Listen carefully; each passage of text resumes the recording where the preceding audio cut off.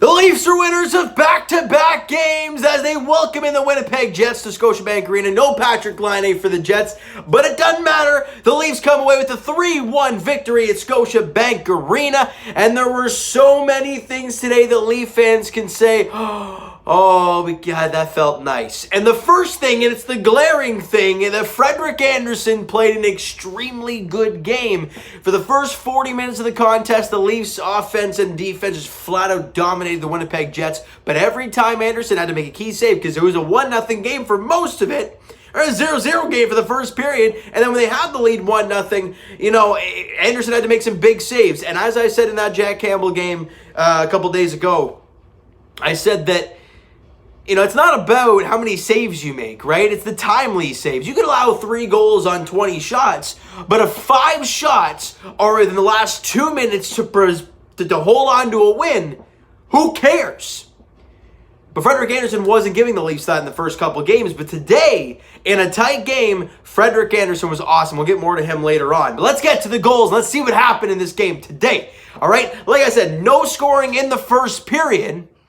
But in the second period, just 5:28 in, the Leafs have a power play. And early on this year, you don't like doing that to the Toronto Maple Leafs because that's usually a disaster waiting to happen. Nylander on the sideboards of a nice play from Jake Muzzin. And everybody on the Winnipeg Jets thinks Nylander's going to rip that puck at Hellebuck. That rhymed. I didn't mean for it to, but it happened. Hellebuck's down and out trying to make that save. One guy's down to block Nylander's shot. Another guy's going to Nylander to get the puck.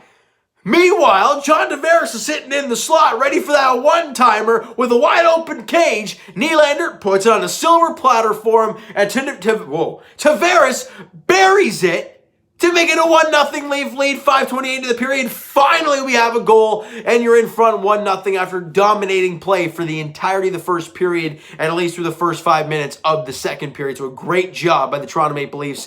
And then you keep playing well. They dominated the second. I think the shots in the second period were like 22-6. I mean, they flat out dominated them.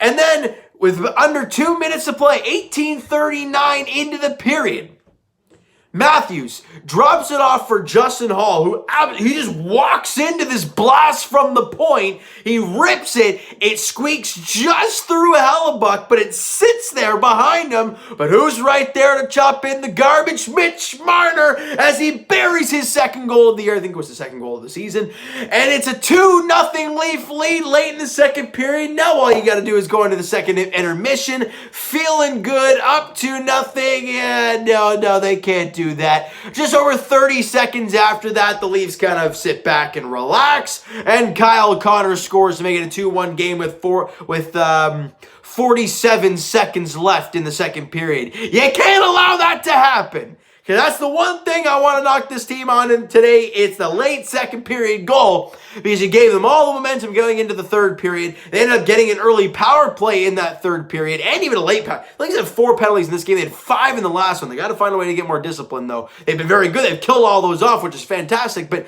hey, some other teams are going to beat you down when it comes like that. You want to give Connor McDavid an extra shot in the power play? I don't. Even when Patrick Laine is in the lineup, do you want to give him an extra shot? No, thank you. So they got to find a way to clean that up a little bit. But you go into the third period, you play a very sound defensive game. Honestly, I was very impressed. Justin Holl on one of the last penalty kills, laying out to block a shot. It's a regular season game. It's game 4 of the year. And you see Justin Holl. I've been very critical of Justin Holl, my best buddy, who I watch games with on a regular basis for the most part. He'll know that I'm not a huge Justin Holl guy, but I got to give him credit for that. On the penalty kill, late in the game, you're up 2-1, and he blocks that shot. Beautiful job by Justin Holl. And can we all start to agree on this? TJ Brodie, other than that one game against Ottawa, or that one half game against Ottawa, where really everybody sucked, but it was glaring for TJ Brodie, where he wasn't good. In every other game, really all the 3 wins, he has been stellar. He's been calm. He's been doing all the right things and not looking under stress at all. TJ Brodie looking like a really, really sound pickup. I said in that video, the signing video, that I liked the deal, but I didn't know enough about Brodie to kind of make a true assessment. Now that I've seen him through the first 4 games, I like it. Because that one play late in that game was a cross-seam pass but he lied down to block the pass, and it was like the instincts told him to do it. He did it. The saucer pass hit him in the gut. The puck got out. Beautiful job by TJ Brodie. The Leafs defensively late in this game were fantastic, guys. And I think we can all start to agree that the Leafs defense, at least the way they've played early this year, other than that half game against the Ottawa Senators, has been pretty damn on point. Like, yeah, the first game of the year against Montreal, of course, it's going to be, an absolute garbage show, right? It's the first game of the year, no preseason games for either team. It's going to be all over the place. The second game makes sense that you play good half a game. Now, the last two games, your game 3 of 4 of the year, they've played pretty sound. They played a really good game against Ottawa, flat out dominated the Ottawa Senators in the last game. And for at least 2 periods of play in this game, the Leafs flat out dominated the Winnipeg Jets. And even in the third period where the shots were 12-6 Jets, you didn't allow them to have any too much pressure. Yeah, they had more opportunities, but were they high-quality, top-notch opportunities? I wouldn't say so. So the Leafs did a really good job tonight, keeping them to the outside, not allowing the big play to happen, and Frederik Andersen stole the show. And they needed one of these, right? With the Leafs scoring a lot of goals over the last while to start the year, you needed him to steal this team a game. And he did. So a great job for Frederik Andersen. Then in the third period, with 23 seconds left, Alex Kerfoot passes it up to Mitch Marner, who gets it, fires in the empty net, and almost gets head-hunted by Pionk. And Marner yaps him, and then Scheifele comes over, and then Tavares comes over. I'm like, whoa, this is game 1 against a team out of 10. This is going to be a lot of fun, guys. This Canadian division is going to be so much fun this year. You've got to play these teams 10 times. A playoff series is only 7 at maximum. So that's going to be a lot of fun this year. Now, obviously, knowing hockey nowadays, I can't really see it being too much. But the Leafs do have guys like Wayne Simmons and Zach Bogosian that they don't forget stuff like that. You headhunt their young player with 23 seconds left on an empty netter. Oh boy, that's not going to be forgotten by Wayne Simmons. If they're playing them next game, then hey, well, we'd have to keep an eye on that. But we don't play I think we play Edmonton on Wednesday and then Edmonton on Friday. So that's going to be interesting to see Connor McDavid on back-to-back, in the back-to-back games, but not on back-to-back nights. All right? Now, as I mentioned, shots on goal in the third period, 12-6 in favor of the Jets. But for the game, it was 38-28 in favor of the Leafs. That tells you, even after losing the third period by 6 shots, it tells you how much they dominated that game. More importantly, that second period. The 22-6, are you kidding me? Great job. Great job by the Leafs all around. Notable numbers today, like I said, Frederik Andersen, 1 goal on 28 shots, and Mitch Marner with 2 goals in the game today. So a great job by Mitch. He's been electric over the last couple of games. And the top 2 lines with Nylander and Tavares, and quietly Jimmy Vesey. I really think he's doing a really good job on that line with those guys. And the Jumbo Joe line with Matthews and Mitch Marner, I think over the last couple of games has looked incredible. Their legs are going. When Mitch Marner's skating all over the ice, that's when he's good. And he's been really good the last couple of games. All right, and one thing I wanted to mention today. First off, Jason Spezza went to waivers, and you guys obviously heard the report that from his agent, I think it was, that said that if he got picked up by any team, he would retire. So bottom line, hey, anybody else, don't pick me up because it's a waste of time. So he wanted to stay with the Leafs. Makes sense. Smart move. Comes up with the Leafs again. I mean, he was perfect on the draws in the last game against Ottawa. I think at one point he was 4 of 4 in the draws today, at least to start the game. He might have, I don't know how that ended, but the team overall, the Leafs overall, 64% of the faceoffs.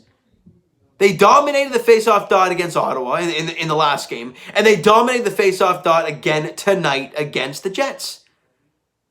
When you win faceoffs, it gives your team, it does so much for your team. Can you imagine? Offensive zone draw. You win the draw. Now you got some zone time, some pressure already. Defensive zone faceoff when you're scrambling around like a lunatic. Or even when you ice the puck for that matter. And your team's gassed. You win a draw, you get a fresh at legs, you're okay. Right? It's so important. Face-off percentage is such a small stat that no one really keeps an eye on, but it is such a huge thing in hockey that the Leafs are really good at, and they were 64% of the draw today, a big reason of why they won this game. Great job by the Toronto Maple Leafs. So now 3-1 on the season, so a good start to the year for the Buds in blue and white. All right, and as I mentioned earlier, the next contest is on Wednesday, 7 o'clock puck drop against the Edmonton Oilers at Scotiabank Arena. Can't wait to see Connor McDavid. Last time we saw Connor McDavid, he made Morgan Riley look really stupid in overtime. I think that was the last time we saw Connor McDavid against the Toronto Maple Leafs. Hopefully it doesn't happen again. Hopefully. All right, so you know what, guys? That is going to do it for this one. If you enjoyed the video and enjoyed the game there this evening, because the Leafs played extremely well yet again in back-to-back games, smack the like button to appreciate that. Hit the subscribe button if you guys have not already. Comment down below your thoughts on the video, your thoughts on the game. Guys, go crazy. Who'd you like in today's game? Who'd you not like in today's game? I thought Mikheyev was great. I thought Brody was great. I thought Bogosian had a pretty good game today, too. The whole team looked extremely good. Kerfoot, look, as much as he's a small guy, I love the way Alex Kerfoot plays. Great game for him as well. This team's playing very well lately. Obviously, you want to continue it. You know, we're going to have to wait and see how this... Obviously, it's a long year, even though it's only a shortened season, but it's still a long year. 50-something games. You're only on game 4. Lots of games to play, but a great start to the year for the Toronto Maple Leafs, especially in the last 2 games, all right? Twitter is down below for myself. Follow, send me a DM, do all that great stuff. Also, the Instagram link is down in the description, so follow up there if you've not done so already. And I will talk to you guys, Raptors edition, on Wednesday as they take on the Miami Heat at Amalie Arena. Technically, it's Scotiabank Arena 2.0, all right? 7:37 off against the Miami Heat. And as for the Toronto Maple Leafs, their next game is on Wednesday as well. Can we get one day where one team plays and the other one doesn't? Because these double games are they're tough to watch. Because I have to flip back and forth. I'm getting like carpal tunnel syndrome. Flip the damn remote so many times.